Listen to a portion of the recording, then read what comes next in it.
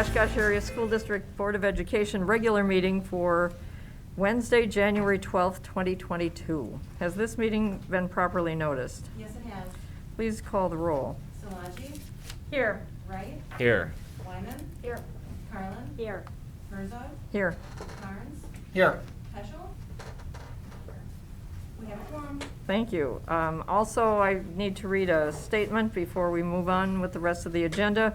Based upon the ongoing health issues involving COVID-19, school board meetings will be held for the public in a virtual environment in the interest of everyone's health and safety at this time. It is our sincere hope to return to in-person meetings with the public present as soon as possible. The board will be using Zoom to host its virtual meetings and will be live streaming the public meeting on Oshkosh Media YouTube channel tonight and moving forward. And just a reminder, because we will be requiring masks throughout the school system through the end of January, our second meeting of the month, 2 weeks from tonight, which would be the 26th, will still be in the same format, that is the OCAT YouTube and the Zoom for the public forum. Once again, we look forward to being able to have a live audience with us moving forward once we believe that the health and safety of our students and staff, parents and community will be safe. Moving on then, we have the Pledge of Allegiance, and Dr. Davis will do the honors in leading us. I pledge allegiance to the flag of the United States of America and to the republic for which it stands, one nation, under God, indivisible, with liberty and justice for all. Thank you, Dr. Davis. At this time, I would invite the board to examine the agenda and would look for a motion to approve the agenda as written. So move. Second. Okay. Any discussion? Please call the roll. Wright. Aye. Wyman. Aye. Carlin. Aye. Herzog. Aye. Carnes. Aye. Szilagyi. Aye. Motion carries. Thank you very much. Next, we move on to board and administrative reports. Mr. Peschel is not with us tonight, so there's no board president report, so we'll move on to the superintendent's report. All right, and we have Elise and Annika here with us tonight to report out from our 2 high schools. So, Elise, would you like to start? Yeah, sure. Great. Thank you. So I have the Oshkosh North Good News Report of January 2022.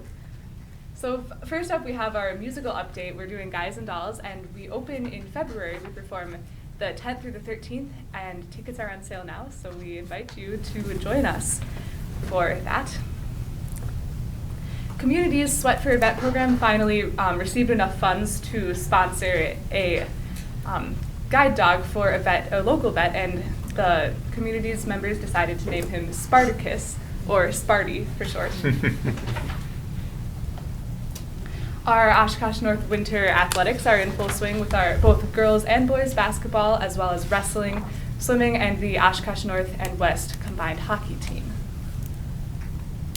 The Madrigal season came to a close at the end of December after performing for nursing homes and schools and restaurants and spreading Christmas cheer throughout the community.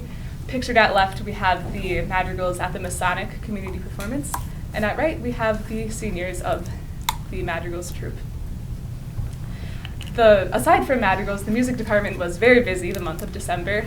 All 3 programs, band, choir, and orchestra, held their holiday concerts during the month. Pictured at left, we have the choir students before their concert.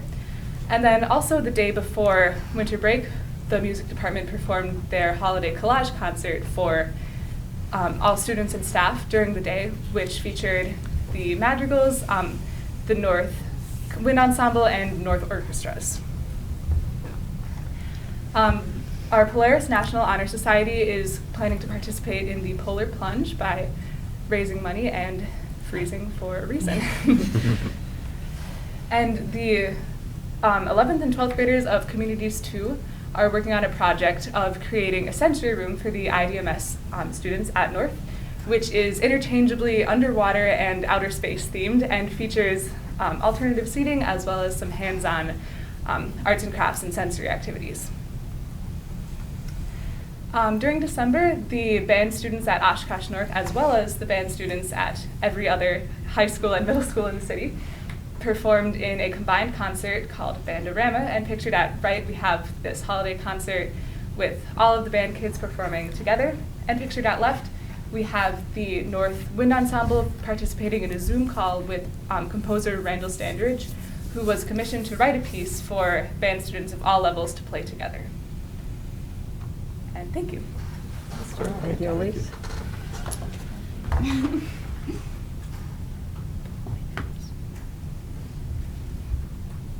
All right, so Oshkosh West does have a bit of a similar update as far as events go. We had a lot of great celebrations and community events going on, especially leading up to the holiday season. Our Library Media Center ran a food drive, which was very cool. We had our annual staff and students basketball game, which the students finally won 52-50. We had dress-up weeks, which were super fun for students and staff to participate in. Up on top, you'll see our Green Alarm. They're a club, an environmental club, and they did a cookie decorating. We have our forensics team competing. Our mock trial team has started competing. So students are busy, and especially leading up to the holiday season, we had a lot of fun. Lately, Oshkosh West has made an effort to welcome our soon-to-be incoming freshmen. On Monday, we had an event where they could come, and there was orientation, and there were also there was a club set up where students could come, sign up for clubs, learn about clubs. And last night, actually, our bands hosted 8th grade pep band night, where the middle school band students of Traeger, South Park, and Tipler all came and participated in pep band with West students. So that was a fun opportunity for them. Here we go. In sports, our teams have been very busy, as North teams have. Our bowling team's actually doing quite well this year. They are typically very good, which is great to hear. The combined Oshkosh Warhawks ice skating hockey team has been doing very well. Our dance team recently hosted an invite, and so did our boys swim team. And we also have wrestling going on. We have and girls and boys basketball. Music, we also have a musical coming up where our Oshkosh West is doing 9 to 5. We also participated in Bandorama, which Elise explained very well. It was very exciting for everybody to get to work together and to also meet with Randall Standridge, the composer. We also give very similar holiday concerts. We had a combined concert with band and choir and orchestra for all students and staff the day before break. And there were also other holiday concerts that our music department gave leading up. And that's what I've got. Thank you so much. Thank you very much. Thank you.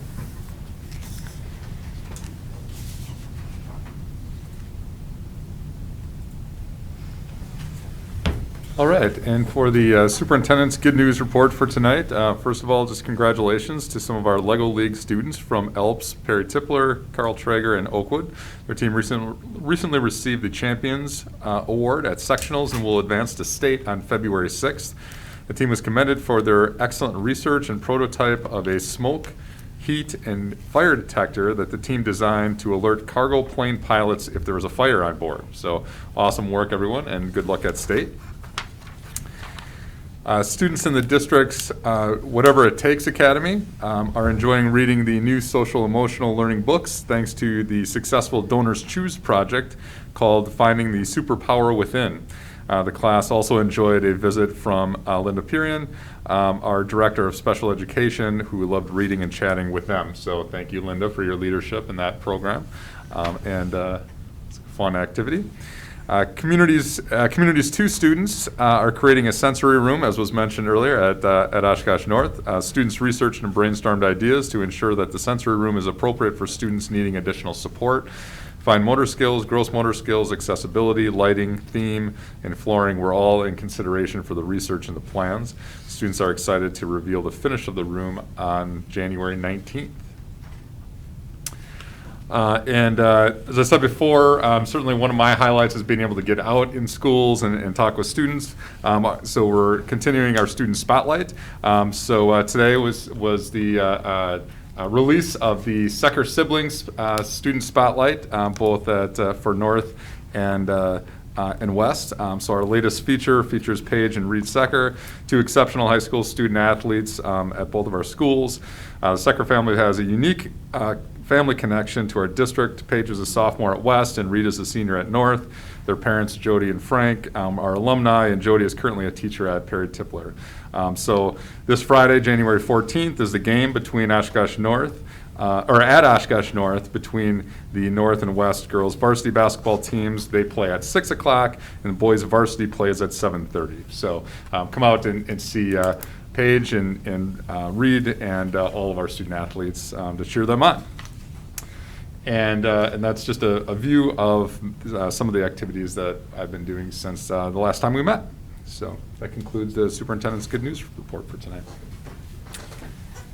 Thank you very much, Dr. Davis. Next, we have District Administrator Supplemental Reports. There were 3 written reports submitted. Looks like Mr. Kemmer is going to update us on COVID-19. Yes, good evening, everybody. Welcome. So to start out my report, I'm going to reference the Winnebago County data summary, as I always do. The data summary that's included in my written report covers the period of December 22nd through January 4th. And in that report, the case rate for COVID-19 in the geographical boundary of our school district was at 1,555. So that's the highest it's ever been from a case rate standpoint, going back to the beginning of the pandemic. So along with that, if you look at the number of cases among those who are under the age of 18, in the geographical boundary of our school district, we had 227 cases, again, the highest point at any time during the pandemic. Now, just to look ahead to the next report that's going to be coming out tomorrow from the health department, I can tell you that case rate is going to more than double. We're going to be around 3,400.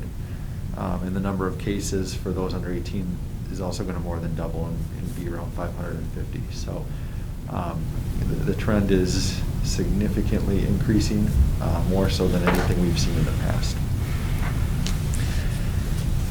In terms of our protocol update, so you probably all have heard that over the holiday break, the CDC updated their guidance to include 5-day quarantine timelines for isolation and quarantine periods, followed by a 5-day period where individuals have to be masked around all others. The district did decide to move ahead and use those timelines for staff, but not students. And the reason we decided to use them for staff is because, first and foremost, we want to keep our schools open and running, and many of our staff are being hit hard by the current surge in cases. So in order to, like I said, keep our schools open, this was one way that we're able to help with that staffing issue. One additional piece to that, a piece that is often overlooked related to those guidelines is the CDC says that in order to use them, an individual really has to mask around all others for that 5 additional day period. And one of the challenges that we run into in thinking about this is, what do we do during lunchtime for our students? Also at the elementary level, they have snack time. For our teachers, they can isolate in their classrooms or their offices during those times to eat, but we don't have that option with students. So that's one of the pieces that we're going to have to really figure out if we want to consider going to the shortened quarantine and isolation timelines at some point in the near future here.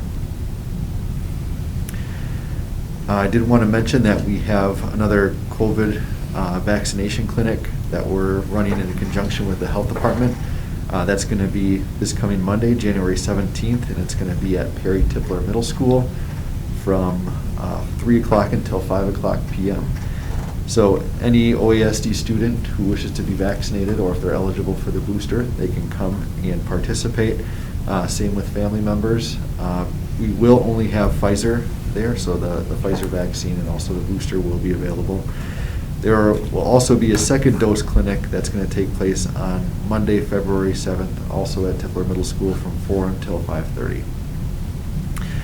Also a reminder, the district continues to operate our centralized testing site here. That's 5 days a week, Monday through Friday. So if you are interested in being tested, please make an appointment. I did want to mention that the supply that we have of rapid antigen tests is waning quickly. There is a nationwide shortage, so we are currently only using our rapid antigen tests for staff returning on quarantine. So we're hoping that our supply is able to be restocked at some point in the near future, but right now, like I said, we're trying to conserve those tests. And then finally, our district dashboard was last updated on January 6th. It will again be updated tomorrow. But as of the 6th, we had 229 positive cases among our student population. We had 65 positive cases among our staff, and a total of 95 staff quarantined. And then our cumulative totals, since the start of the year, we've had 1,517 positive cases in our district, with only 55 of those being suspected transmission in the school setting. And then also, right now, this is the first time that I can remember that we've had at least one positive case in every one of our schools. That concludes my report. Thank you very much, Mr. Kemmer. Very sobering to hear those numbers. It is. The only positive number was, it sounds like transmissions lower in schools, right? Yeah, like 3%? Yeah, I mean, we haven't been able to trace a whole lot back to the school setting, not saying that it doesn't happen, but I think it does speak to the fact that we do have masks on, and they seem to be working to some extent. Okay, thank you very much. Thank you. Next, we have a report on open enrollment. Dr. Gunlock and Ms. Piron have submitted a written report, and will be sharing an overview of that for the board as well as the public. I can start. So we come before you every year at this time. We're required to set spaces for open enrollment for the subsequent year. I have a much easier time than Linda Piron has with this one, because we basically say that we are open for business for all open enrollment students coming in. What we do is reserve the right of where to place you. So if somebody says, I specifically would like to open enroll into Oshkosh and go to Reed Elementary, we will do that if there is space, and that's the information that's inside your packet. We have our class sizes that are set. In our SAGE schools, they max out at 18. In our non-SAGE schools, K3, we have 24, and as a full, and then we, of course, back some of those numbers back, so we have some space for resident students. And then our class sizes typically at grades 4 and 5 are 27. So the special ed situation is far more complex and granular. Well, it's not necessarily. We would love to welcome every student with every need into our school district, but sometimes we do not have the related services with which to support them. So you will note, those of you that were on the board earlier, the report is a little bit different. We used a ceiling and enrollment projections. And when you look at the chart that we provided you, just wanted to make sure that we pointed out that nursing services and transportation were included on there. And we got those numbers from the National Association of School Nurses when we look at those ratios. And I just wanted to explain, the 1 to 750 students was recommended, but when you have students with health needs, it goes to 1 to 225. And when you have significant health needs like feeding tubes, the recommendation is 1 to 225. So I wanted to point that out, because we were once challenged on open enrollment and we did not have the nursing services with which to provide. And then in transportation, I just wanted to highlight, we do run 29 specialized routes, 5 wheelchair buses. At this time, we cannot close transportation overall to open enrollment, but as a related service, we do not have capacity on our buses right now with the staff and the drivers we have. So wanted to point that out, but we do welcome, or we try to welcome, as many students as we can, and sometimes Dr. Gunlock's regular education numbers also impact where we have room in it with which school, because we want the students integrated with their same regular education peers to the maximum extent possible. So any questions? I do. Yeah.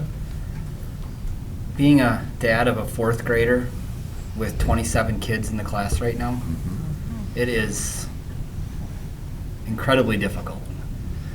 Is that in line with what the state does? Is that a number like where did that number come from for how we pick our class sizes? That's historically been the number that's been here since, well, before I joined the district 12 years ago. That's a pretty standard number for the higher grades.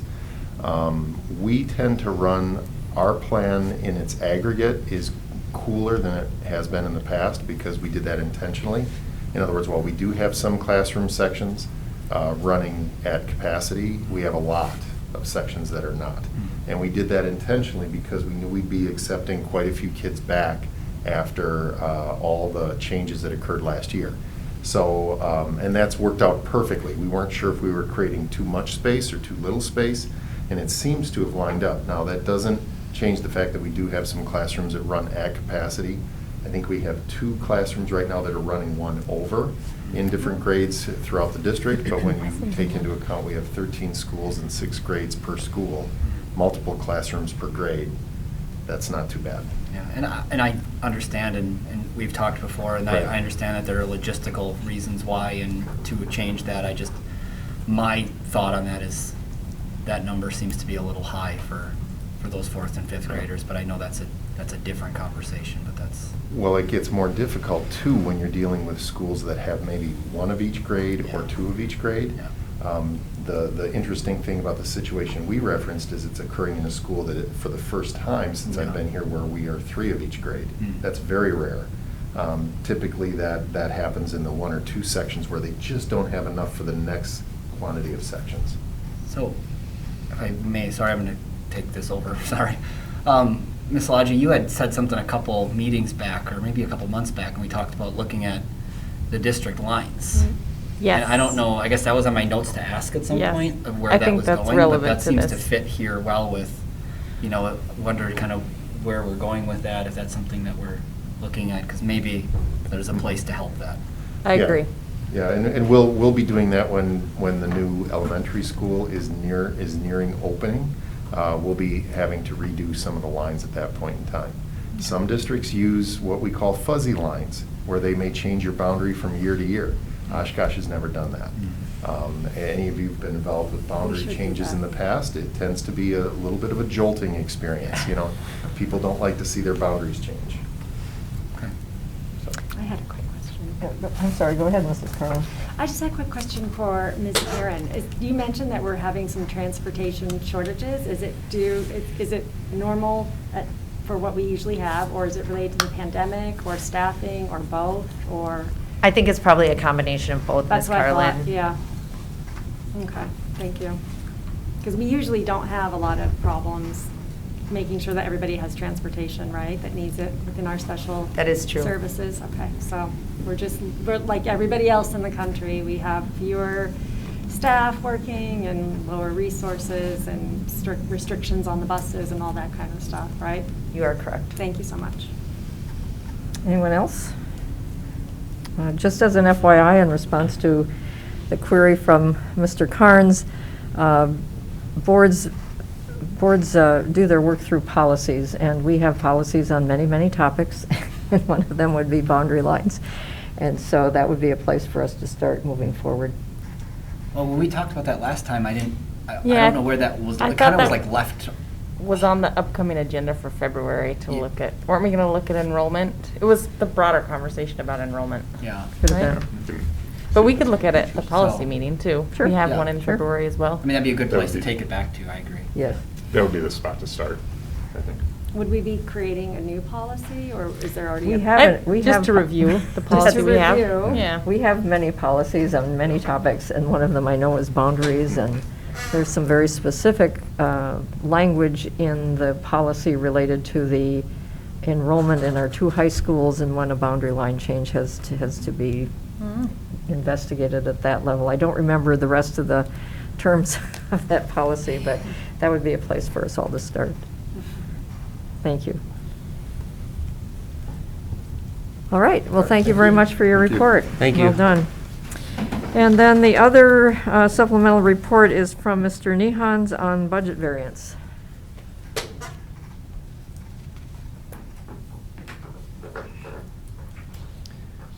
Good evening. In your materials was a report that had the budget variance report. So these reports deal with our Fund 10 and Fund 27, which are typically referred to as our operating funds. So in our operating funds, our revenue are tracking fairly normal to how they do on an annual basis. Our expenditures are tracking about 2.5% below what our trend would be, the expected amount. So in dollar numbers, if we ended the year on that projection, we'd be looking at about a $4 million savings to budget in the expenditure side. Now, that wouldn't be what our surplus would be. That would just be the what we would come under the expected expenditures at that time. I would caution it's still pretty early. This report's only through November. So we've got some ways to go. So it's not a time to, we're still going to be conservative with what we're doing at this point. The other thing in the reports is the food service report, which was the last page of the report. We are doing well with the food service for this time of year. Typically, we would be showing a little bit of a deficit in that program when we run numbers through November, and right now we're showing a slight surplus. So that program is doing well. I know talking to Mrs. Dahman at the department, we have seen quite a boom this year. In the last month, we were serving close to 900 lunches a day at Oshkosh West, which is more than double what we have seen typically. So the program is getting some good participation, and we're encouraged by the numbers that we're currently seeing in that department. Are there any questions with the reports? Any questions, any comments? I guess there's a lot of positive in here. Certainly to be trending at 4 million under budget is great. And if I remember correctly, one of our goals in the past was we wanted to get better participation in the food service program. So that's turned into a positive thing as well. So thank you for the update, and all good stuff in here. Anyone else? I just wanted to say I appreciate the graphics. As a visual learner, it is helpful to me to be able to see things in these kinds of formats that you've shared with us, so thank you for that. Okay, thank you. Thank you, Mr. Nehans. Thank you. Other reports, I know that typically we have committee reports at the second meeting of the month, and I did have an opportunity to talk to Mr. Peschel before tonight's meeting, and so that's what we will continue. I did, under other reports, attend the CESA 6 Board of Control meeting last night. This is my only copy, but I'm happy to share this. This is the CESA 6 21-22 Quarter 2 update on their strategic plan, and I just wanted you to see the graphics and the way they share that. I know that Mr. Neitzke noted that this format is also shared with our area superintendents, so for what it's worth, that's another way to look at data, so thank you. Moving on then, we will move on to the non-agenda related public forum. We set aside a total of 45 minutes during the meeting for non-agenda and agenda-related public forum. Each speaker will be allowed up to 2 minutes to speak. Do we have anyone signed up for? We have 3 people who are in the waiting room. Okay, so let me just quickly go over those expectations. If you wish to speak during public forum, you must click on a link where you go to the waiting room, and you will need to click on the form link inside of the waiting room to list your name and address, and then wait until the board president or vice president accepts you into the meeting to speak for 2 minutes. Once you have spoken, your access to the meeting will be lost through Zoom. Please note your access in viewing the meeting will be through the Oshkosh Media YouTube channel, and you will be unable to view the meeting through Zoom. The Zoom link is only for the public forum waiting room. So when addressing the board, we ask for 4 things. Number 1, please clearly state your name and full address and the topic you wish to address. If you are acting as a spokesperson for a particular group of individuals, please indicate the group that you represent. 2, please state clearly and concisely the matters of concern. 3, please limit your comments to 2 minutes. And number 4, please remember that the use of specific names of district personnel, titles, or identifiable descriptions may lead to legal liability. In such instances, please pursue the district's formal complaint process by contacting the superintendent's office at 424-0160 to direct you to the appropriate administrator. So with that, we will welcome our first guest in the non-agenda related public forum. Okay, they should be coming in shortly.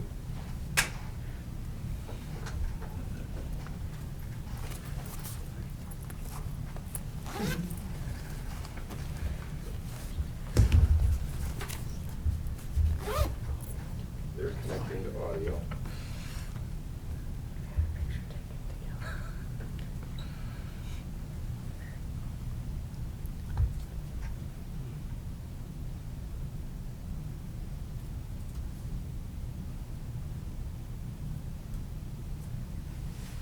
I would also note that this is not a time to campaign if someone is a candidate for an elected office, because that would be unfair to the incumbents who are also running for office and don't have this opportunity to speak in open forum.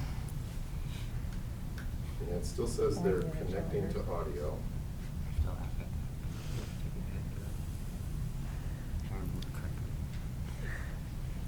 It wasn't your whole speech. Just the last second, right? Last line. There we go. So the audio's been connected. We'll ask them to unmute. And then they should be able to hear you, and you should be able to hear them. They have not unmuted quite yet.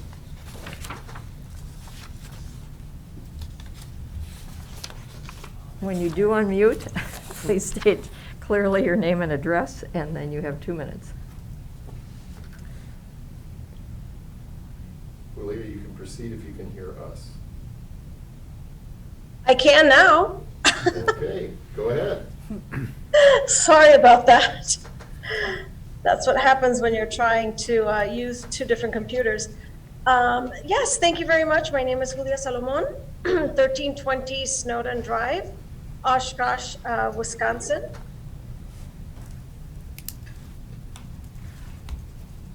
We can hear you. Can you not hear me? Nope, We can hear you. Okay. I can. I think there's.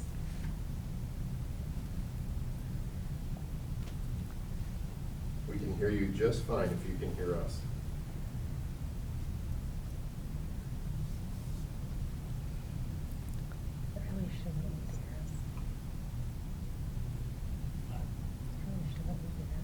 There seems to be some kind of feedback. We're hearing you just fine. I think that may be on your end. So if you talk, you'll be just fine. Okay. Is this better? Can you hear me now? Yes? Okay. Julia Salomon, 1320 Snowden Drive, Oshkosh, Wisconsin. I just wanted to say thank you to the OSD leadership. Oh, shoot. Okay.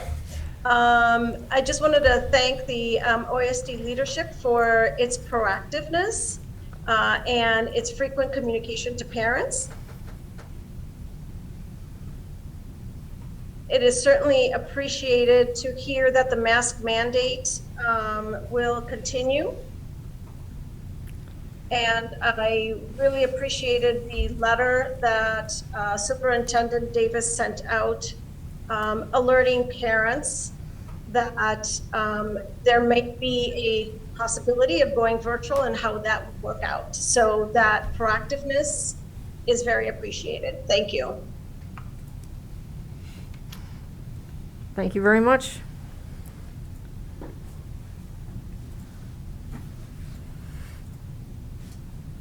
Okay, the next person is Matt. Okay, we need your name and address, please.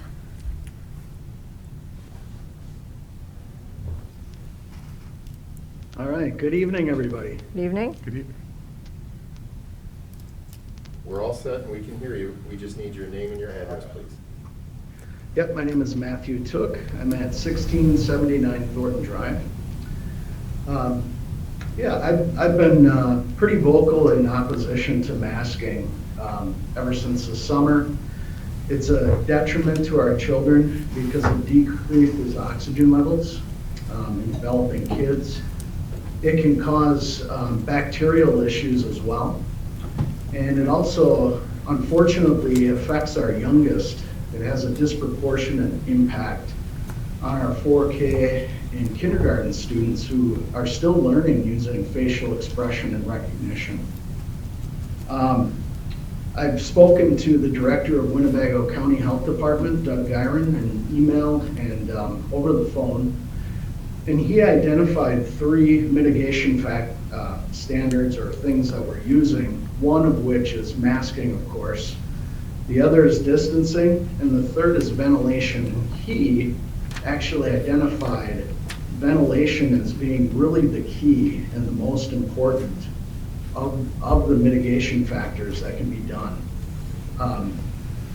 As we know, the virus spreads through aerosols, so a typical mask that you wear is not very effective for combating COVID-19.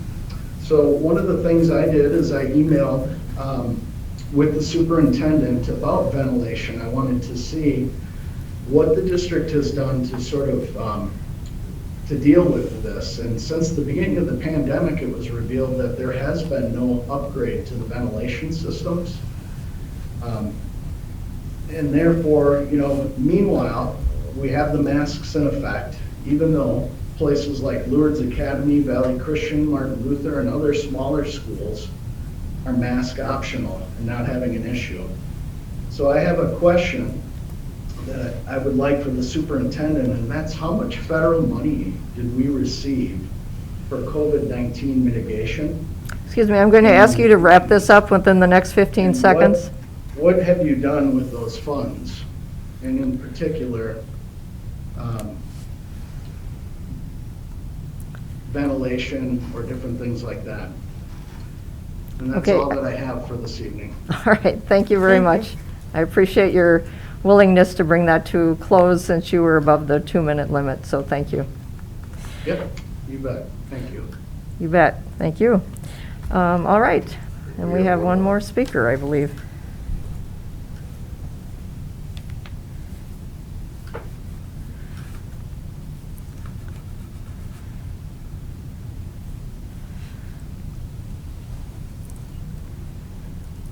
Okay, it is connected, so Krista Lee should be able to hear us.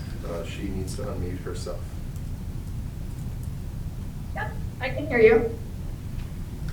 All right, we will need your name and address, please.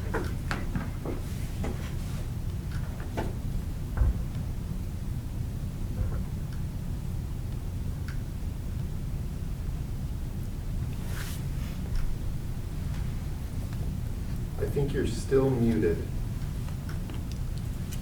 Yeah, I just muted myself. I can still hear the, maybe I'm behind in the, let me pause the live feed here. I'm probably behind in the live feed is what I'm guessing. Yes, the live feed is always delayed. Ah, there we go. That is it. Okay. All right, please state your name and address, please.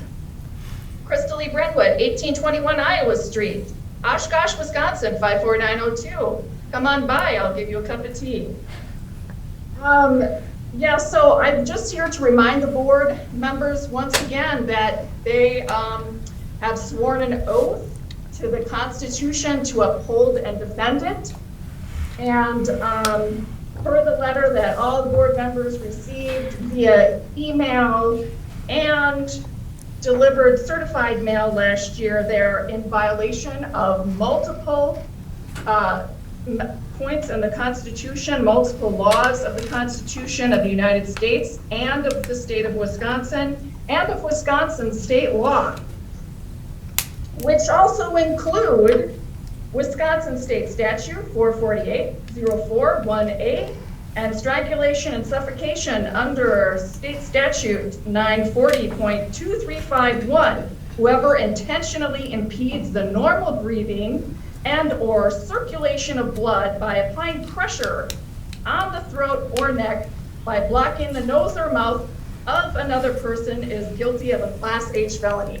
I just heard earlier this meeting that you were touting the students who were going to be writing a great human rights paper. Well, maybe you might want to start out with the human rights of our students, as in them being able to breathe. Okay, your nonsense going on with the masks, just tell the public.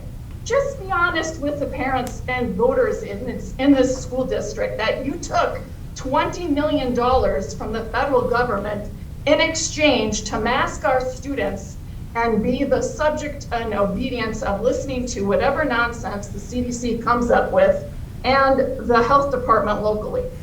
Okay? Just be honest. Just say, we got bribed with $20 million of federal funds to mask the kids. Just be honest. Don't tell them it's for their health.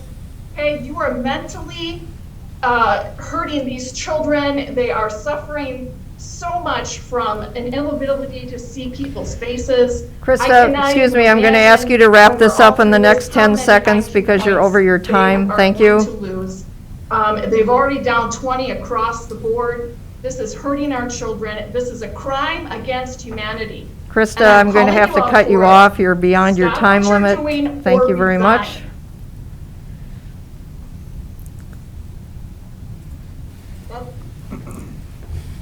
And that's it. All right, thank you so much. Okay, next then we have public forum related to the agenda. Do we have anyone signed up for that grouping? All right, thank you very much. Then moving on, we have 3 workshops this evening. The first is the summer school report and program plan approval with Ms. Conrad, Ms. Bailey, and Mr. Dunn.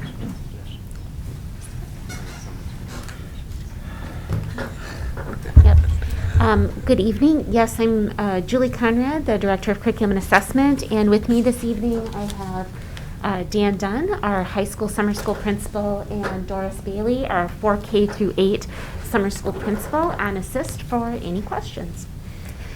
So in this board workshop, we review this past summer's summer school highlights, and then we preview what our program is going to look like in 2022. So our enrollment is up from the summer of 2020, which is awesome. You'll see in the data that we are approaching 2018-2019 enrollment numbers, which is great. We had 4,000 total course enrollments. 2,462 students attended at least one day of summer school. And once again, we offered EAcademy courses, and one new piece from our COVID-19 response is we offered a section of health virtually. We plan on doing that again this year. It was very successful and provided more flexibility for parents. In addition, we continue to offer special education services in the classrooms, but as well as ESY, which is extended school year, and we'll talk just a little bit more about that in the presentation. In your board packet, you had the opportunity to see the enrollment numbers from 2017 to 2021, and you can see the increase from 2020 when we were virtual only during that time. This continues on with our middle school and our high school numbers, and once again, we are up in enrollment.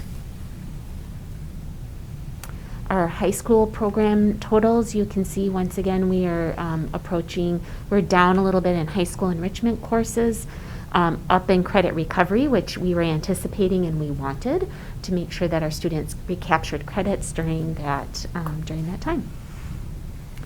So overall for high school, this is a real testament to the work of our credit recovery teachers here. Our sum of credits earned in high school, just over 343 credits. So, and then overall, this is our picture of 4K through 12, and you'll notice that we were at 4,124 courses, which ends up being 134 equivalent student FTE. And this is important because that is what is counted and applies into the formula that adds on to our revenue limit and helps with our overall budgeting and fiscal pieces within the school district. Which leads us right into our financial impact of summer school. You'll notice, usually when we get into the piece, the upcoming school year, it makes everybody nervous to see a negative number underneath budgeted, and we can assure you that will, once we come into the next school year, that will go away and be positive. For example, last year at this time, we came in with a negative 85,000 budgeted number, and you can see that ended up being a plus 212,000. So just keep in mind that summer school spans 2 fiscal years. So we have half of the front end of summer school is in this fiscal year, and the back end of summer school is in the next fiscal year. So with that, the numbers tend to look a little different, and once again, that negative number seems a little scary. But just keep in mind that about $410,000 is added to our revenue limit because of summer school this past year. So our plans for 2022 is we will be in person for all grade levels. We will have EAcademy options, and once again, that one section of health via Canvas, which was allowed flexibility. We are going to continue on with electronic confirmations, which speeded up the process and also saved money, and we continue not to overlap with EAA AirVenture, which is helpful. So going back to extended school year, oftentimes it's asked, what is extended school year? And you can see that we do offer that. Students are invited to attend via extended school year, but it's specifically for students with an IEP, and it is a very, very small percentage of our special education population, and we will continue to provide those unique services that children need under ESY. Any student within our school district is encouraged, or in our boundaries, are encouraged to attend summer school, and we support and meet all children's needs in summer school right in the classroom with their peers.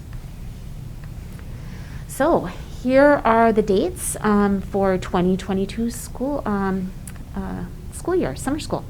So we are looking at 15 days for K through 8. We've historically not done Fridays. We found that attendance, we're just where we need to be with attendance Monday through Thursday. So for high school, we run 2 3-week sessions for high school. So we will start on June 6th, and session number 2 will start on June 27th. But we do attend Fridays for high school because we need to have the number of hours and days when it comes to DPI required for credits. Our summer school locations are changing up a bit, specifically with our facilities work that is going on. We historically use North High School. There is going to be extensive work done at North High School. There's also work done at West, but we've managed to find a really good location inside of West to do the high school portion. We will be at Tipler for middle school, and then our 3 elementary schools that we've traditionally occupied for summer school will also be there. Just keep in mind that our athletic and music camps, to just note, they may be at different locations depending on facilities, and those will be noted. Credit recovery will be offered once again, and we will have 2 different formats. We will have the extending out the end of the school year so students can recapture credits in that first 2 weeks. And then we will continue to use our Learning Lab model for credit recovery. This has been very successful, and we will continue that model. These are our proposed elective courses that we are looking at for 9-12. These are our proposed EAcademy courses for 9 through 12. In K-8, we are currently working on making sure that we find academically enriching courses that students have high interest in, and so we're working on finalizing that course list, but are looking to offer courses in each of these very popular areas. Our athletic camps, we conduct CATs Champion Athletic Training at West High School for middle school and high school level, and Spartan Strength and Conditioning at North High School, middle and high school levels. New last year was our Adaptive Sports League, and our Adaptive Sports League proved to be very popular, and we are very excited to be able to offer that and continue on with that again. So our Adaptive Sports League are for students with disabilities that may not be able to participate in other ways, and we're super excited to be able to continue to offer this opportunity. New this coming year is we are going to offer Camp Invention through summer school. We have been offering Camp Invention inside our school district, but not as a summer school offering. So we are now partnering with Camp Invention, which is a program out of the National Inventors Hall of Fame. And so we are going to give this a try, and it will be at Tipler that first week after school is out. So we're looking very much forward to offering that STEM opportunity for students. These are our proposed music camps for orchestra and band. And then we continue on with high school camps. Driver's education, we have historically offered during the summer, a very popular choice. All driver's education instruction is at West High School. And we also will continue to offer behind the wheel. Just keep in mind that behind the wheel classes, you have to have certain requirements before you can register. So make sure that students are signing up directly with Ms. Breathauer in order to sign up for behind the wheel. When we look at staffing, the next two slides are staffing proposed on what we anticipate to be our highest enrollment numbers. Keep in mind, we are not going to automatically hire every single staff member that is listed up here. It is enrollment driven. And so we really take a look at, do we have the number of students to, number one, run a course? And number two, do we have the proper staffing to make sure that we're being fiscally responsible and we get that return on investment with our staffing. So this is our proposed high school staffing. This is our proposed K-8 staffing. Once again, we're not going off of 2020. We're going off of the 2019-2021 trends. And then just keep in mind that several years ago, the board approved a change in summer school pay to a 3-tier model. This has proved very successful, and so once again, we are 2 years running with 100% of our summer school staff is OASD, either retired staff or current educators within our district. And so that was one of our goals, and that continues to be the case. Timelines, so new course proposals were just turned in this week for K-8, excuse me. And then you can see communication is going out. You will see at home, our families will get their first communication the week of February 21st with all the registration information, etc. Registration will open on March 7th and continue to right before spring break. And keep in mind that even though registration has closed at that point in time so we can start to plan, principals and other OASD staff can absolutely recommend students to receive services after that, and we will get them enrolled. Then also keep in mind that non-Oshkosh area school district families, you are more than welcome to enroll in Oshkosh area school district summer school, especially if you live within our boundaries. We're happy to have you. And once again, all requests and registration will be done via the parent portal. You will electronically get course confirmations in early May, and we will start prepping our summer school staff the week of May 9th, and our open house will be June 8th. That'll be here before we know it. And that concludes our summer school presentation. Are there any questions or comments? Mrs. Carlin, we'll start with you. Thank you. First, I wanted to congratulate our district for the Adaptive Sports League. I think that that is just an amazing opportunity for our students, and I'm so proud of our district for doing it. And I'd also like to say, if you've never attended an event with the Adapted Sports League, then go immediately, because they are a lot of fun. So congratulations to all the hard work that went behind that. I know there was a lot of logistics behind that. The other question I had was pertaining to driver's education fees. Mhm. And I know that we often have a lot of students that cannot afford to pay the fee associated with that class. Can you speak briefly on what kind of fee we might be able, fee waivers, or how we might be able to help kids that can't afford it take driver's ed? So with driver's education, there is not a fee waiver for driver's education Okay. because it is not a required course, It and does it not, does okay. not bear credit within the Oshkosh Area School District. So the driver's education program is totally self-funded, similar to what we hope for, like we do with food service, right? So the income, the money, the fees that are coming in pay for the instructor, the leasing of the driver's education cars, etc.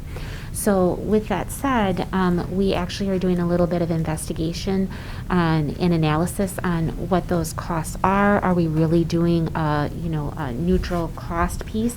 And do we have any ways that we can help students or families that are looking for additional assistance in taking driver's education? Please keep in mind that out in our community, we do have community-based organizations that actually do offer and help and assist with driver's education if that's the case. And please stop and see us in our school counseling office if you are looking for assistance that way. But we are currently working on taking a look at fees. Yes, I'm happy to hear that. Thank you for doing that. Anyone else with a question or comment for Ms. Conrad and her supporting staff here? I guess I We'll just start, have one. excuse me, we'll start with Mr. Wright and then we'll go to Mrs. Salaji. Thank you. Must be you guys then again. As I was reading through this report, my one thought was, any student in the whole district is available or is allowed to take summer school courses. Correct. And so I'm guessing that those education hours then translate into the formula that the state uses for budgeting.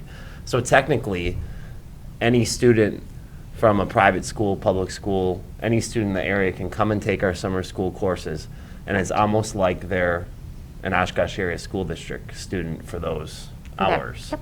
And they calculate that way. Correct. So my thought process was, and I don't know what our limitations are, it's a great way to introduce kids that maybe have left our school district back into our school district. And to me, they're almost like a part-time OASD student if they're participating in this programming. So I was thinking that, that's a wonderful opportunity, I guess, for everyone that lives within the district to get some more, educational needs met.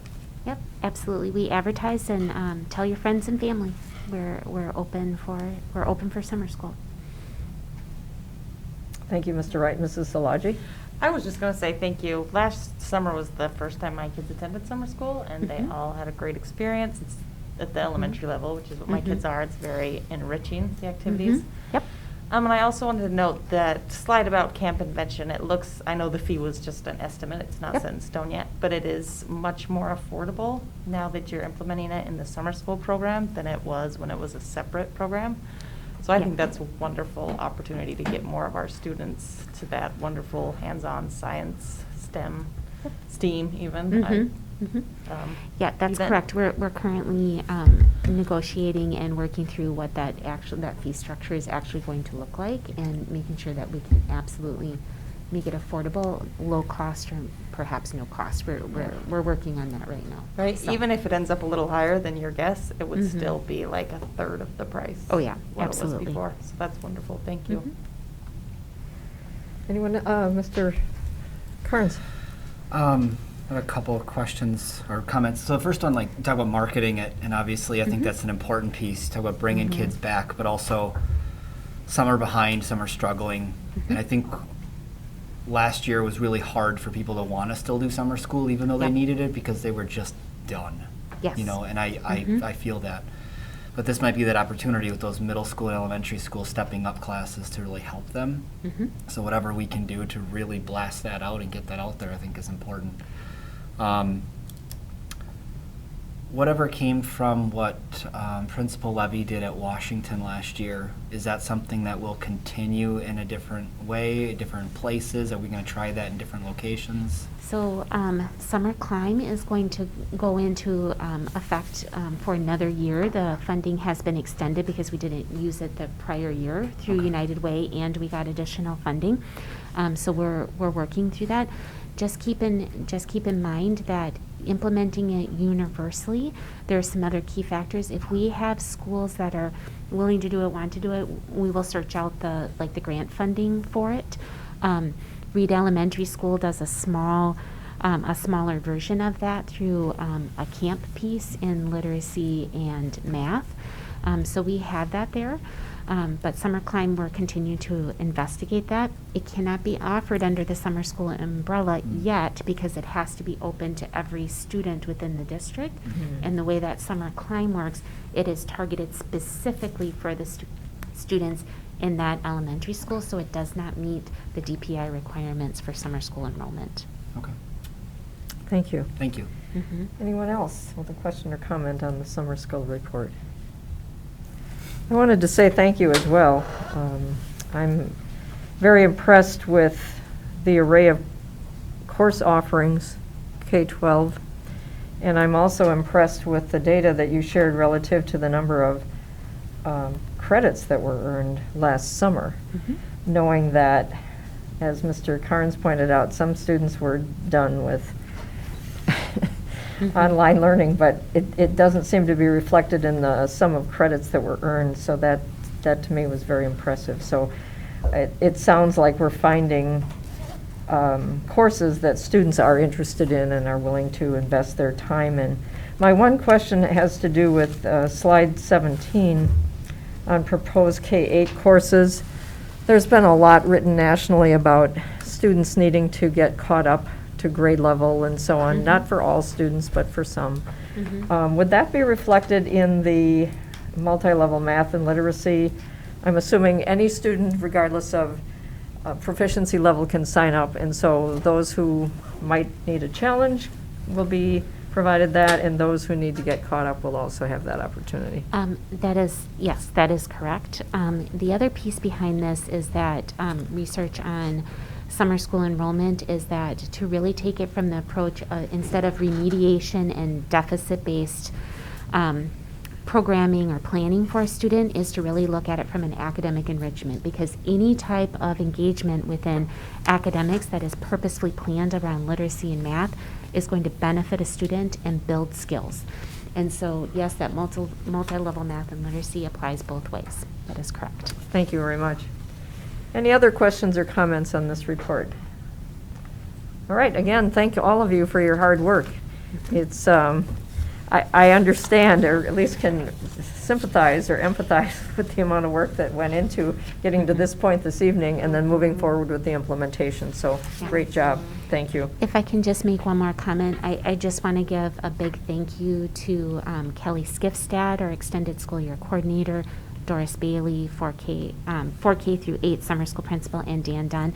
They have been an excellent team to work with, and I'm thankful that they are continuing with us this next school year. So it's really their work that you are seeing tonight. So thank you for their leadership. We've seen Mr. Dunn here and Ms. Bailey in the past. They've been a great, I don't want to say supporting cast, because they've. No, they're the lead. They're the leads. They're the leads. Kelly, That's Doris, right. and Dan So- are the leads. So we Yes. thank you all, including Ms. Skipstead. So thank you all.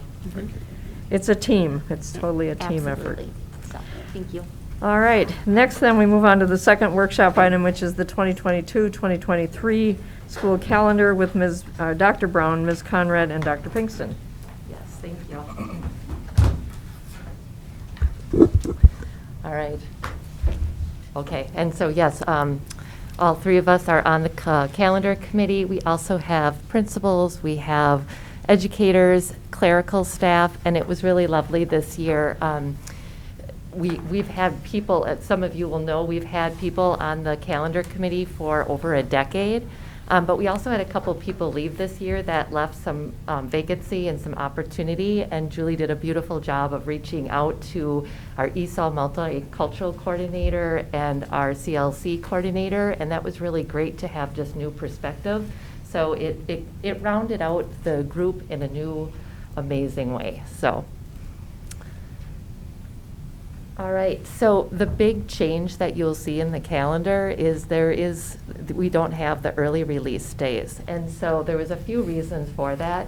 One of the pieces that our CLC coordinator brought to us is how difficult it is to find students from the university, not only for our after-school type programs, but at the Boys and Girls Club and the YMCA. And so knowing that, and then also knowing that, especially at the secondary level, the difficulty of the shortened days, and we have our students here who might be able to speak to what those days look like, or the difficulty of that at times. So there was two reasons where it wasn't working great. So taking a look at the Friday professional development days was the next piece. The other piece that we have heard very clearly from a lot of different groups is around professional development. So, I mean, that's the piece that I oversee. And so I have principals saying, oh, we really need more time for building. And I have our coordinators saying, we need more time for district. And I have the educators who are saying, I just need more time in my room to get things done. And so we see the Friday as a win-win-win situation for all. Because it really does, it'll have time for district time for building time, and time for in the afternoon for teachers to get their own planning or to collaborate with their peers, and that's what has been asked. And then it also, and so it gives that time to do that. And we also thought for families, it might be a nice time if we're going to have, it's nice to have 3 days in a row to maybe really do something special as a family. So we're hoping that this is a calendar that all parties see as a beautiful thing. So that is the biggest change that you will see. The rest is going to look very similar, except when we get to April, you'll see one small change. So in August, we have what we usually have. We have our new teacher staff training days. We have our professional development days. And so you will see that we have convocation. That was very popular last year, that we held that after a day of getting to be in classrooms. So we are going to continue that same piece. September looks very typical to what we've had in the past, except for moving the early release day over to a Friday.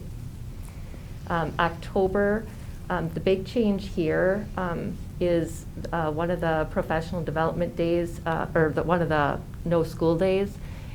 Traditionally, it had been that third Friday, but both the Wisconsin State Music Association and the Wisconsin State Fayette Association moved their conference dates to that last Friday. We did not know that this year. That was a little bit of a surprise, so we did we made phone calls to see if that was going to continue, and it is for both organizations, at least for the next 3 years. So that's why that no school day has been moved down one, is because that is the an opportunity for our Fayette and music teachers to get a professional training that is world-class. November looks typical again of what we've had in the past. As you know, we have time on the 23rd. Every school decides when their conferences will take place, but we built it in here, but then they figure out as a building the best place that will go. December, winter break will start on that Friday, the 23rd, and move forward. January, we have our professional development day on the 13th, and then we are keeping the professional development and record keeping day on the 16th. For February, you'll see the no school for students on the 10th, and then again, we've always had that no school for students on the 20th as a professional development day. And that's a day that across the all the CSAs you'll see as a day that people typically have off, or not off, but the students have off so that professional development can take place. In March, you'll see ACT testing come in, and you'll also see that digital learning days are planned. March 10th would be our professional development day, and then we have our spring break from March 20th through the 24th. And then April, we've had traditionally April 7th off as a day. We did add April 21st as a no school day. This is a holiday, Eid al-Fitr, which is the beginning celebration after Ramadan. Yes, okay. So I just wanted, like, It's the conclusion of Ramadan. Right, conclusion, but yeah, the beginning of the celebration. So, so that's a change that we have not had in the past. May looks, again, very typical of what we've had. We're going to continue with the arena. They have agreed that we can continue having the Friday and Wednesday as graduation. We heard loud and clear that from families about Memorial Day and trying to stay away. And so I'm very grateful to the Menominee Nation Arena for being so gracious with letting us spread out graduation between those 2 days. And then you'll see the end of semester and the last day of school for students is on the 2nd. We have Snow Makeup Day number 2 in the calendar, but we do not believe you will need it. In the board packet, you saw the overage of days. And for high school, because there is only the 1 day, they do, like, secondary will go right to digital learning days if there is an inclement day.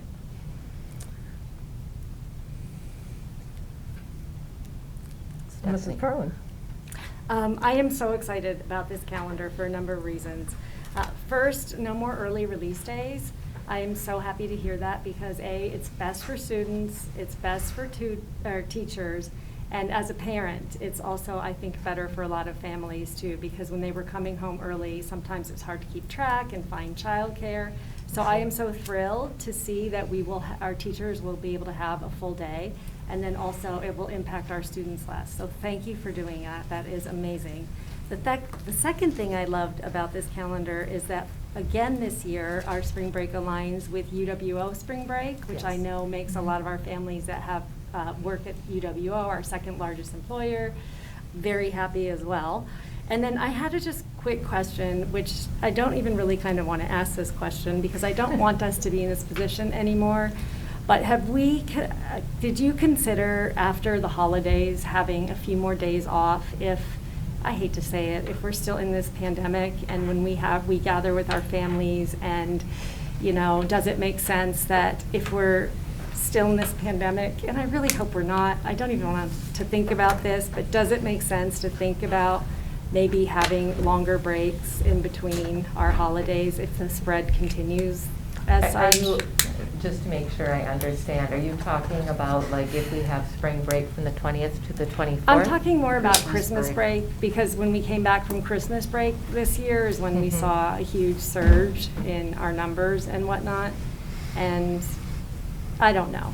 I'm just throwing it out there. I hope that we do not ever need to think about that. But just putting it out there because somebody had recommended it to me. So maybe if we stayed home a little bit longer after Christmas, we wouldn't have to take a virtual break if we saw our numbers double as rapidly as they are now. But food for thought. This is below the line. This is not the school board's, decision. But I'm just. Yeah, I think if I may, there's a couple different reasons. Number one, any additional days that would be added into the calendar would have to be added on to the end of the school year because we are really, high school is really dictating the overall minutes in there. And we have 7 hours of overage at the high school level. And we do not have any more wiggle room to add on additional minutes to the high school day. I think we've really expanded it as far as we can. So if we look at like adding any days in January, means that we would go further into that second week within June. And so the calendar committee and our families have been asking for many years, and we finally did it, where we were finishing that very first week in June. So could we do it? Yes, but that means going into that second week, and then I see head shakes, and then that means we would be starting summer school even later. You know, And I don't want to so- do that either. Right. And I also am praying that we are not in the same situation we're in this year, next year. Yep. But somebody had asked me about it, so I just wanted to throw that And out there. hopefully most families are gathering, the 24th, 25th, like, so that leaves some time for, do you know what I mean? For some isolation of family time. Yeah, that's Whatever right. that might be. Yes. So- Thank you for indulging me on that question. Thank you. No, great. Any other comments, Mr. Carnes? And I'm sorry if you pointed this out already and I missed it, but we're talking about early release days on an early release day. So, it's kind of funny. Right? Oh, Um, yeah, that is ironic. Yeah. But the early release days to Friday, I think, is nice. I mean, I think the Wednesday in the middle of the week there's always been tough, so that seems nice. My question is, when you look at, we have one overage day for high school. How do the seniors graduate a week early? You have to keep, and it's the accumulation of minutes that the school is in session and available for instruction. So your seniors have completed their requirements and they're able to do that.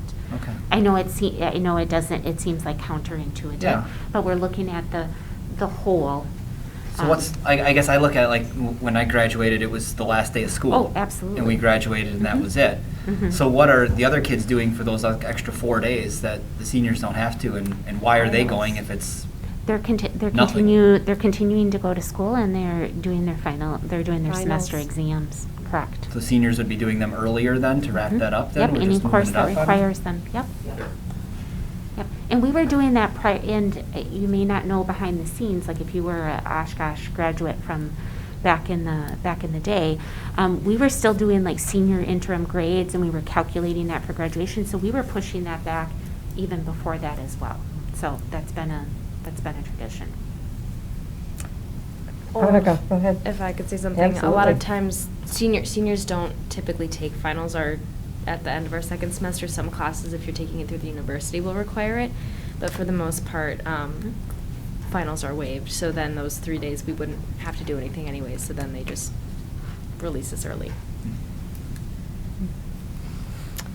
Anyone else? Mrs. Szilagyi? Yes. I also wanted to discuss the only one extra snow day at the high school level. That just makes me nervous, because I remember one year when we had to add minutes because we used, I think, 5. But I can understand that having 5 extra snow days built in can feel excessive, especially because then that turns into more like 10 to 12 at the elementary level. So anyway, I am wondering if we get to a point where we know we're going to use more than one snow day, would we be able to have the high schoolers, maybe you call it a snow day for the elementary kids, but the high school kids do it online? Yes, that is exactly That's exactly what we're seeing. Yes. Yeah, Yes. okay. Yeah. You said that and I missed it, sorry. I tend to talk fast. Okay, well, and I had it in my notes that I wanted to bring it up, so maybe when you said it, I just still knew I wanted to talk about it, sorry. All right, yes, because that was kind of my only, I, like everyone else, am looking forward to to not having early release days anymore. The snow days was kind of my only thing, and I want to say thank you too for the extra Friday off in April. I think that that's wonderful that we're incorporating more families' needs for their religious observances. I'm going to give the kudos to Julie because she brought on the multicultural perspective, and I think that was really important and needed, so Yeah. we'll celebrate that. I know, as a teacher, I had students that observed Ramadan, and it can be difficult to keep coming to school when there's supposed to be religious celebrations and things, so. Thank you, Mrs. Szilagyi. I do have one question. You noted that you had expanded your calendar committee this year to incorporate some additional people. You lost some good people, added some more good people. My question is, how were the daycares, YMCA, Boys and Girls Club, and a representative group of parents able to have input into the calendar that you presented tonight? Our CLC coordinator has been working with our organizations to talk with them Okay. about those pieces. Very We good. do not have a parent representative on the committee. Okay, thank you. Unless you want to count some of the educators who are also. Who are also, yes, yes. I did have an opportunity to share with a couple of people today, whom I know in the community, about the nature of this calendar with eliminating the early release. And a mother of a Webster student, 6th grader, said, "Oh, that's so wonderful because it's difficult to find childcare for that time frame or pick up a child if the parent is at work." And so having the Friday and knowing which Fridays and planning for those, at least that N of 1 thought that this was a great improvement. So I think it's a very innovative calendar. I know that the early release days probably go back about 15 years at least in the school district. And they were for the purposes that you outlined in slide number 3, to provide district and building level development, as well as for staff to collaborate within building or across grade levels and across content areas in different ways. I see this as being more productive in that they have blocks of time that are longer where they can accomplish those things. I think that leads to frustration with professional development when you maybe have a presentation or the expectations are laid out, but then you don't have an opportunity to really synthesize that and work with your colleagues to implement whatever it is. So I see this as beneficial and ultimately beneficial to our students, because the staff have the opportunity to learn, to grow, and to apply their new information and skills. So. I just want to second that when I was in the classroom, we did it. We had 5 throughout the day that were a whole day. I can't remember if they were a Friday or not. But I agree. I think it's a boost in teacher morale, too. I'll be curious to see if we hear that from our teachers, that having a full day to work without students present is just a boost to what you do. There's been a few people since I've been out in buildings who have stopped me in the hall saying, this is really, I'm really excited about the calendar. So I'm hoping that, that's just a small sampling, but I'm hoping. Right. So. We'll see what we hear in the next 2 weeks. Right. But yeah, thank you. All right. One more thing. Of course, Mr. Kearns. I'm sure, with the extracurricular activities, I know for the early release days, you take the bus home and you'd have to get home and then kind of turn around and come right back for practice, right? In like an hour and a half, 2 hours. So I would imagine that this would make that a little easier. I know they'd come in on days when they're off days, but easier maybe for that turnaround to get kids back too. So that's. Yeah, that's a really good point. Thank you for sharing that. Anyone else? And then I'm assuming this will come back for board approval on the 26th, 2 weeks from tonight. And then you all can plan accordingly for implementation. Thank you. Thank you. And thank you for all your hard work on this. I know that this can be very time-consuming to put a calendar together. Okay, moving on to individually considered resolutions. We only have one this evening. We've got the facility advisor. Oh, I'm Yeah, we sorry. have I was just trying to. Dave's been waiting all day for this. I am so so sorry. I was told I only have 5 minutes, which means for me that usually means about 10, so. There was no slight intended, Dr. Oh, no- Gunlock. no I had written my problem. notes next to your item, but they applied to the calendar, so my bad. Thank you. Yeah, no problem at all. Just wanted to give you a little bit of an update on the Facility Advisory Committee 2.0. Most of this will be familiar to you as you created the Facility Advisory Committee 2.0 through your recent action. The board passed a resolution creating this group. They'll be meeting through second semester. The ultimate goal is to bring back recommendations to you in hopefully the first meeting in June. The work will be synchronized with the work of the original Facility Advisory Committee around the 4-phased facility consolidation plan. This is the, and you know how much I love reading PowerPoint slides, but the Board of Education of the Oshkosh Area School District authorizes the creation of a Facility Advisory Committee 2.0 to be charged with the task of seeking solutions to our district's athletic and co-curricular needs to support the previous FAC efforts. The Facility Advisory Committee 2.0 is charged to review all pertinent information regarding our athletic and co-curricular facilities in support of the recently completed assessment of our facilities and long-term vision for the district. So specifically, the 4 areas we're going to be taking a look at is planning for outdoor athletic competition and practice facilities, indoor athletic and multipurpose practice facilities, fine arts performance facilities, and an aquatic competition and practice space. So those are sort of the 4 key components.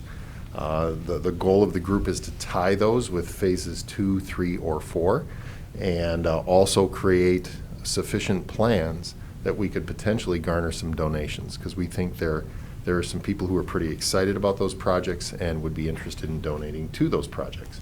So our calendar, we've been doing some work with various groups, including Bray Architects, who's going to help us facilitate some of these discussions. We're also meeting with subject matter expert groups. Those are the folks who are usually using these types of facilities. They are going to be advisory to the committee. The district staff are also going to be advisory to the committee. We're going to be meeting on January 18th with the subject matter groups to kick it off.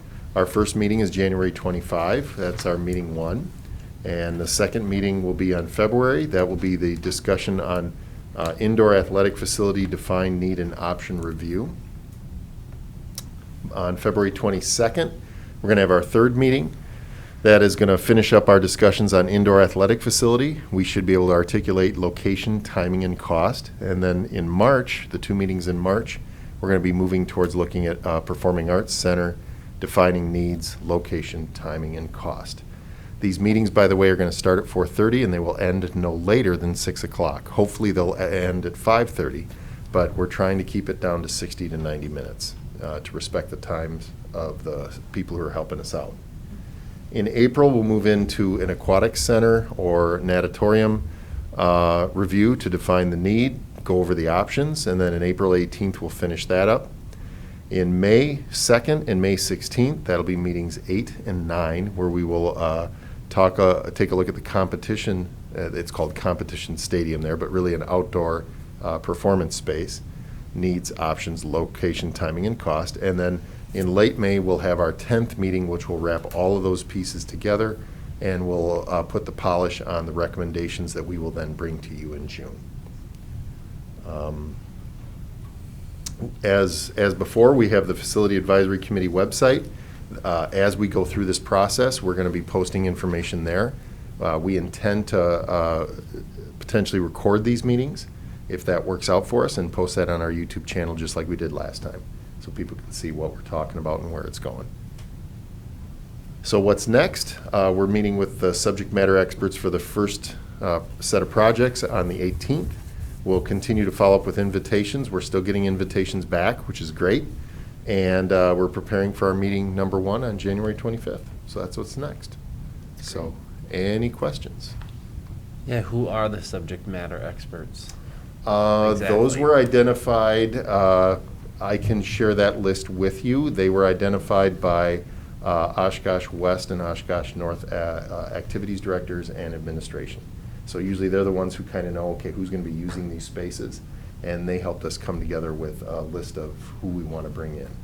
Okay. We're also meeting with those individuals because they need to know what their marching orders are in terms of how is this going to be productive and what are we aiming to. So. Okay, thank you. Yeah, great. Any other questions? I do have one question. It's under letter C, the committee composition. A couple of those items have an S after them, which would suggest there would be multiples, like senior citizens, realtors, legislators, but there's only one elementary teacher, secondary teacher. Am I correct in assuming those will have one Yes. rep, and the ones with the S on the end would Yes. have multiple? Okay. Yeah, and the reason for that is we wanted to go as light as possible with staff, because we're bringing those in as part of, most of the subject matter experts are either coaches or staff with us. So they're coming in, they're surrounding this group and providing a lot of the expertise. Because ultimately what they're going to be doing is the committee's going to look at some of the options. The subject matter experts are going to talk about, well, these are some of the things that we need. These are some of the things that would be great to have in these given spaces. And then the architectural firm's going to have to go back and craft something, cost something, and then we're probably going to get into a problem-solving mode of, okay, what would be appropriate, and where would we put it? I mean, some of those questions we don't have answers for yet, and that's kind of why this group's coming together. Is it advantageous to have a board member or two on that committee? Or because No. once you put a, no? And here's, Because we vote on it eventually. yeah, it comes back to you. Okay. So one of the, sorry, Dr. Herzog, but. No, Rick, so please one- go right So ahead. one of the questions that I had for the board was, and this is me being a newbie, I think, to the process and not going through the process before, is if we wanted to, if the board was interested in having the recommendations come through, first of all, through to Facilities and Finance. So they would be discussed at a Facilities and Finance committee and then come to the full board, or just come from the Facility Advisory Committee and come to the board. My understanding is last time it came to the whole board. Right. But another avenue would be come to Facilities and Finance first. That would be an opportunity for some board members to be able to talk and discuss and that type of thing, and then and do some vetting, and then have it come to the board second. So that would be an alternative. I mean, because way, we I gotta think, that- approve it, right? To stay We true do. to the process. We would have to So approve it. we have to be involved at some point in the. Oh, Well, absolutely. remember, these are recommendations to you. Right. You know, So it's more or less, it's not below the line, it's when do we become involved, Correct, yeah. to clarify. Mrs. Salaji. I was gonna say, I can tell you from experiencing it the first time around, I would always read the agenda of what the meeting was gonna be, and I sometimes even watched the movies. I think I might have watched all of the videos of it. So as a board member, you definitely can get information about what's happening at their committee meetings. I personally liked that it came to the full board, after there was a recommendation made, but I am willing to give in to others if they have Sure. preferences. I don't know, I guess it's a catch-22, you know, because if you get, and I don't care who on the board would be on that committee or not, that doesn't matter, but what if a recommendation would come forward that we wouldn't be real supportive of? You know what I mean? Then where does the phase go back to? Because if there's some board buy-in through a committee level or something, you know there's at least maybe a minority or whatever, but there's some board members that are supporting that project moving it forward. That's my only thought process, and obviously I'm new to this as well, so I'm just trying to figure out how we intertwine all of this together to make the process as smooth as possible. Mrs. Salaji, you look like. Yeah, you'd like I'm to- having another memory that if, you know how we get COVID reports, like at every meeting? If I remember correctly, you gave us a facilities committee Yep. report at every meeting. So that would be a good opportunity to provide feedback from what we're hearing and, let our preferences known. Yeah, I don't know. I'm just trying to help you envision what the experience was last time. yeah, and I mean, this is a new time, and we're And it's having, different facilities. and we're It'll having be a new different. time. This is Yeah. a different deal. Mm. So, It is. And do we want it to go through facilities or not? Like Dr. Davis brought up. I mean, and how do we decide that this, I guess, a question for you, Dr. Herzog, do we decide that at a later board meeting, or do we? We could, I don't know. You know if what we I'm need to saying? Make a decision on that tonight, but going back to the original process, let's say there's a board member who has a strong interest in the performing arts. Yeah. If that's the person who's on that committee, they could influence that group True. just by their presence, because if they're an avid supporter of the arts and that's known, sometimes, and that happens when a board member attends anything. Yeah. Your presence speaks volumes when we go out to various events and so on, activities in the community. So I like the idea of not having a board member on there. We can all get the information from YouTube or whatever the posting is, from the agendas, and then we all hear the presentation at the same time. If a board member is a representative, and I don't know how you choose that, because I can predict that more than one would like to be on the committee, and so that's problematic to start with.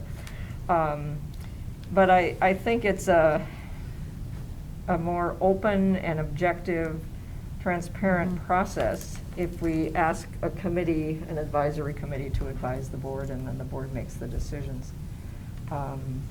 for those same reasons, at this point in time, I would probably support having it come back to the entire board. These are big decisions. This is a big deal. Yeah. And we can have open conversations here. We can't violate open meeting law by talking about it outside of the meeting.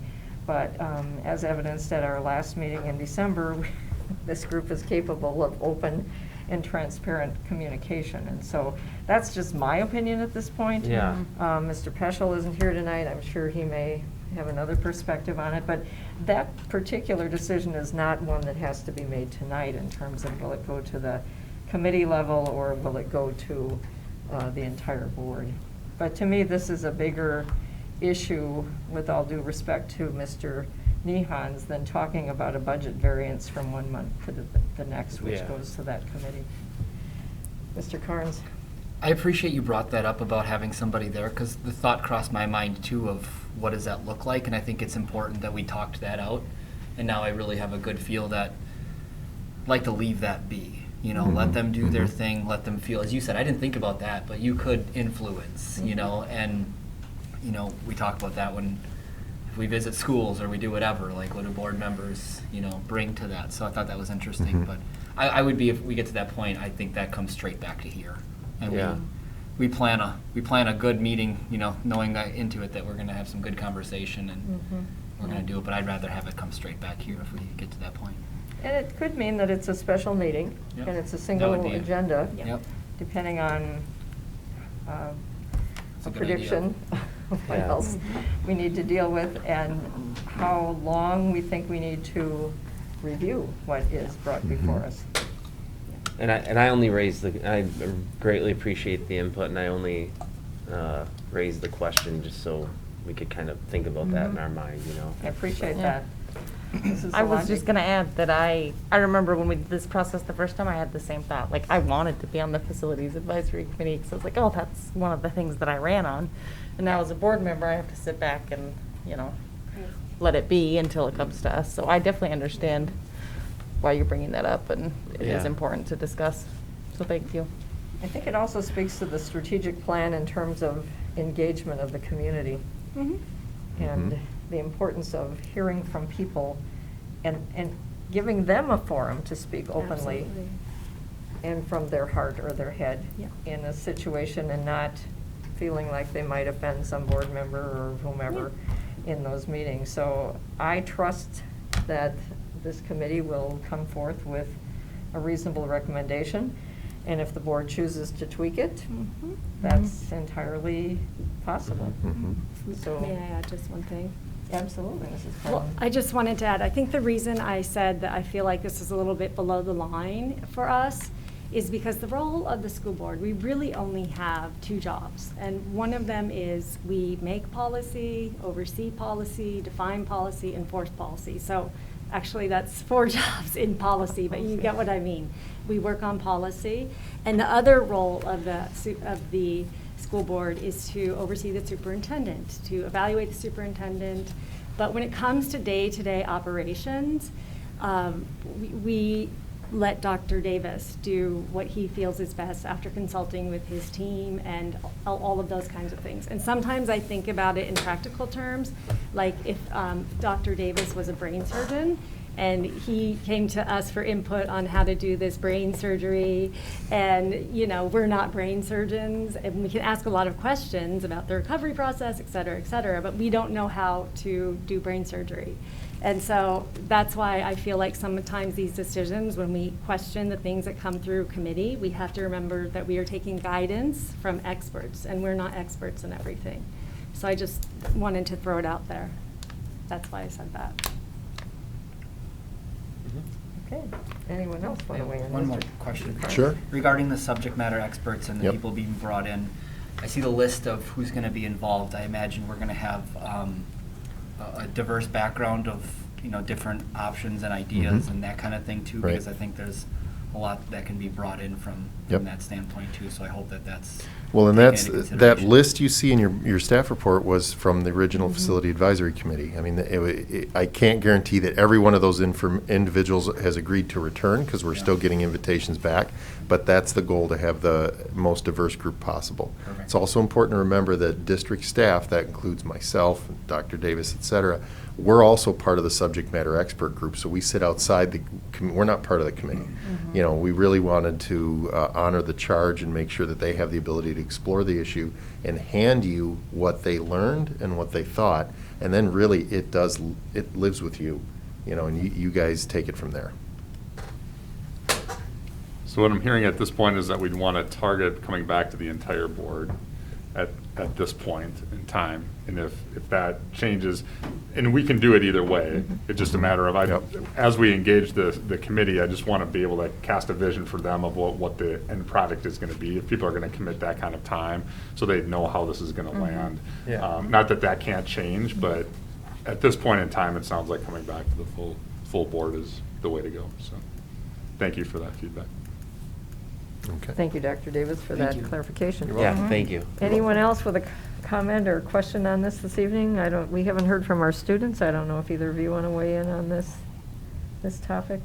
Well, I was really excited to see that you guys are having student representatives from both high schools on these committees. I think that's really important, because the students are, at the end of the day, the people using these facilities, and they're the ones, I think, who see the need the most and are able to provide a lot of insight. So, thank you. All right. Okay, thank you very much, Thank you. Dr. Gunluck, and I apologize for my oversight. I'll write them down, ask them later. All right, now I believe we can move on to individually considered resolutions. We only have one this evening, and it's time sensitive, and so that's why we have a resolution on the first meeting of the month. Be it resolved that the Oshkosh Area School District Board of Education, OASD, approved the addition of a tripper bus for Oshkosh North High School students at a cost of $5,500 per semester, split equally with the City of Oshkosh and the OASD through August of 2023, as filed with the Secretary to the Board of Education. So moved. Second. Dr. Davis, did you or someone from your staff want to speak to this? I know the board has received information on this, but for the Sure. public who may be watching, they may be curious as to what this is. Thank you. Yes, so this is an extension of our free busing initiative in the city. So fortunately, we've had a high usage, specifically at Oshkosh North. And so this adds another bus to that route, just to be able to relieve some of the pressure from the current routes. So it's just really an extension of our current process. So being partners with the city has helped us be able to split the cost on this. The city council, my understanding is, approved this last night. So if we can get approval tonight, we would move forward with starting that second bus beginning next week at second semester. So we'd be able to get it going very quickly. Questions, comments? Please call the roll. Wyman? Yes. Carlin? Aye. Herzog? Aye. Carnes? Aye. Szilagyi? Aye. Wright? Aye. Ayes have it, resolution carries. Thank you very much. you. So Dr. Davis and his team can go to work and make that happen for Yep. our students. We will. Are there any requests tonight for future agenda items? Mrs. Szilagyi. I did look, and it is noted in our future agenda items that on February 9th, we were going to look at enrollment numbers and boundaries and things. Sure. So I also did a quick search for that policy number that Dr. Herzog referenced, and it's policy 5120. I don't know if the there are, as Dr. Herzog said, I mean, I could share them with everyone if they wanted them, but there are specific percentages that if elementary and middle schools are over or below, it doesn't say we have to change the boundaries at those percentages. It simply says that the board shall consider the enrollment trends based on those percentages. Thank you. We're not noticed to discuss this, but Yes. you I can just certainly wanted share to, that like, information. That's totally appropriate. Direct that Right. that's a good place to look as we prepare Absolutely. Yep. that Thank you agenda for item. that. Any other requests for future agenda items? Any announcements this evening?